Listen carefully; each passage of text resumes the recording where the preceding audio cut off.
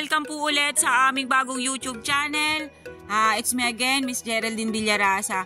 Andito pa rin po ako sa bayan po ng San Francisco, Quezon. Meron pa rin po akong ilolocate na isang property. Mula po doon sa Provincial Road hanggang dito po sa aking kinatatayuan to, meron po siyang layo na mahigit 1 kilometro. Then yung pong property, may lawak po siya na 3 hectare. Tara po at ipapakita ko po sa inyo yung 3 hectare na aking ibibigda sa inyo ngayong araw. Okay po, nandito na po ako sa area, yung 3 hectare. Ayan po ang property. Medyo po siya pa-slope. Semi-slope to, teno. Ayan, medyo po siya pa semi-slope. Yung area. Dito po sa bungad, ayan. Medyo po kaunti lang yung tanim niya dito. Ayan, ito po ay mga ipil-ipil. Yang kahoy na yun na nakatanim. Ayun po dun sa aming mga kasama, ito po ay overlooking. Kita po nito ang dagat. Ito pong nilalakaran kong to, medyo po siya paahon. Titingnan ko po dun sa taas kung pantayin po ba. Medyo pangilan-ngilan po ang nyog.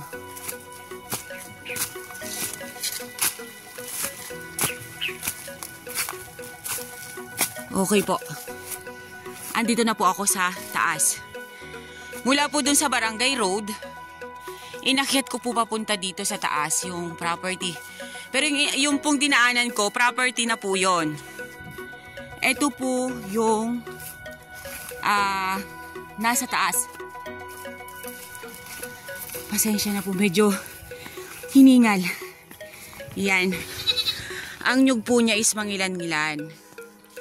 Ayan po siya. Then, eto po pumantayin po siya dito.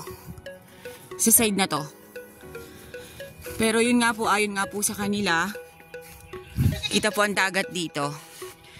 Totoo naman po talagang kita ang dagat. Ayan. Pag nalinis po yan, yung mga kahoy-kahoy na yan, kitang-kita po ang dagat dun sa kabilang side. Ayan po ang property. Okay po. Ayan, medyo po mga takaran pa po yung mga nyug niya. Namumunga naman na po siya. Pero hindi po siya katulad ng ibang property na vlog ko dito sa San Francisco na talagang hitik po sa nyog ang property. Ito po ay kakaunti. Ayan po siya. Pero malalaki po ang buo ng nyog. Yan. Then, ito po ang dagat. Ayan, may isa na po akong fruit bearings ditong nakita. Meron na pong sampalok. Ayan po ang dagat. Anong dagat to ng San Andres? San Francisco? Ayan po pala ang dagat ng San Francisco. Yan, tanaw na tanaw po siya dito sa property.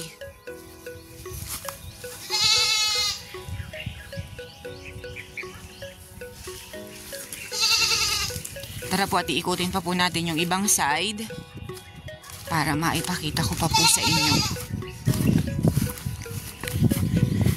Medyo lang po talaga kainitan ngayong araw na to. Kaya medyo dito po tayo sa malilim lang. Yan. May mga nakatanim naman po ngayon na bagong mga nyog. Ayan, makikita naman po ninyo. Yan. Mga bago po siyang itinanim ni seller. Dito po sa bakanting to. Yung bakanting ito, pinataniman po ng seller yan. Then yun nga po, mga natitirang nyug sa kanya, yung mga yan,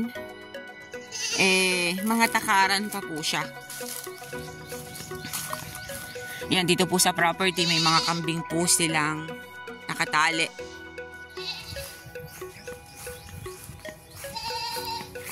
Dito po yung side na yon, marami pong mga puno-puno. Kaya marungis po siyang tingnan. Pero maganda po yung kalagayan ng property. Yun nga po yung sinasabi ko sa inyo kada vlog ko na mas maganda ang property na medyo po talibis. Ito po, may patalibis talaga siya. Pero, lamang pa rin po yung pantay niya. Kasi dun po sa side na yan, pantay na pantay po talaga yan. Yan, may signal po ng telepono dito sa area.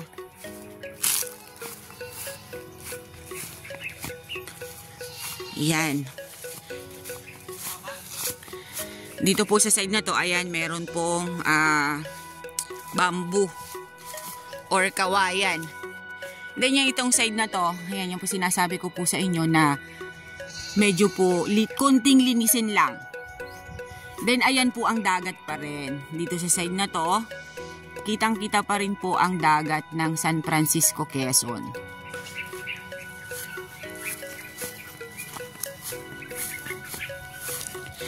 First time ko po itong mag-vlog dito sa lugar na to.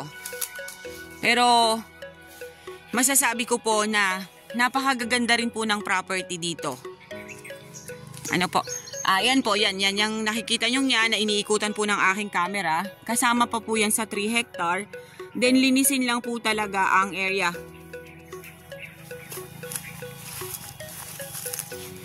Wala na po akong nakitang ibang fruit bearings, kundi yun lang pong sampalok na yon at ang nyug po ay hindi po ganun karami. Pero may mga bago nga pong tanim, may mga bagong pinatanim si seller.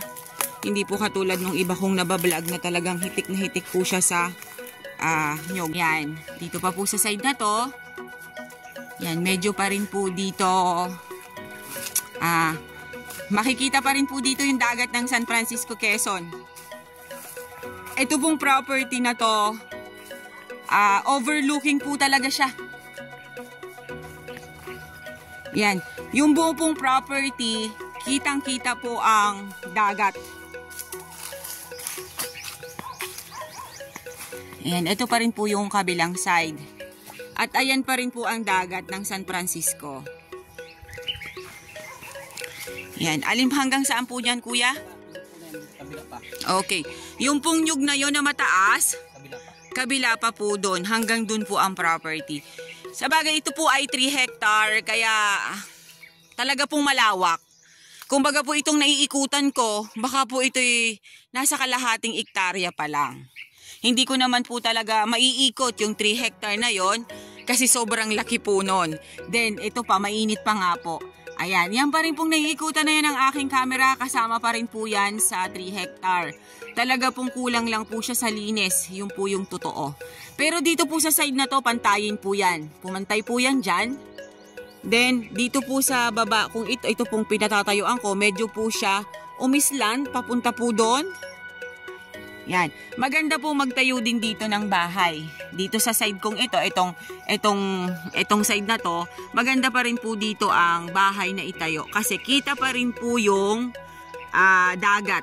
Ayan pa rin po ang dagat. Hindi po nakakasawang tingnan ang dagat. Yan. Sobrang ganda po ng tanawin. Yung pong buhangin niya puti.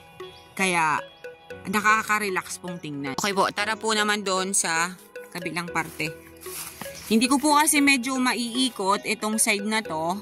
Kasi talaga pong siya ay masyado pong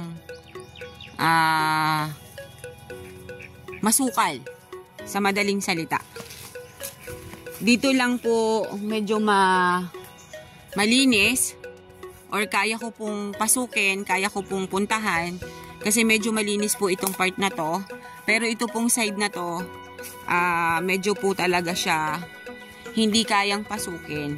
Pero susubukan ko pa rin pong pumunta doon sa may dakong yon, doon sa may side na yon, para makita ko pa rin po kung ano pa rin po ang pwede ko dong maikwento sa inyo.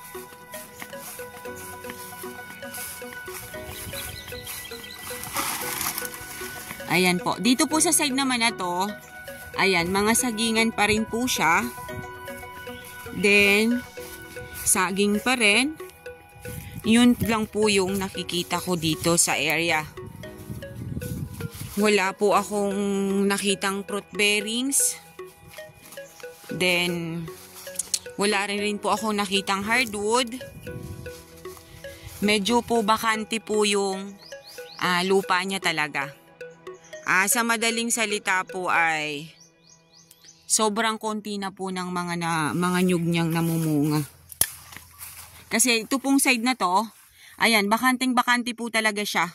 Ito, wala po talaga siyang kanyog-nyog.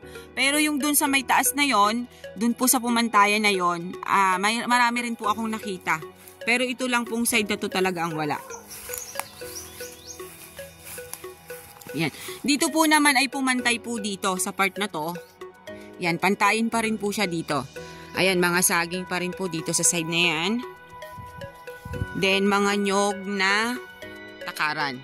Okay po, babalik na po ako doon sa pinagmulan ko kanina.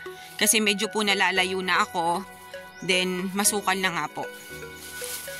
Malayo na po ako sa mga kasama ko.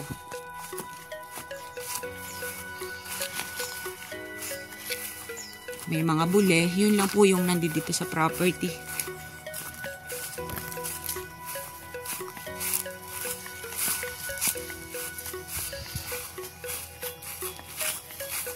Okay guys, sabihin nyo na po ang property namin. Dito po ito sa San Francisco, Quezon.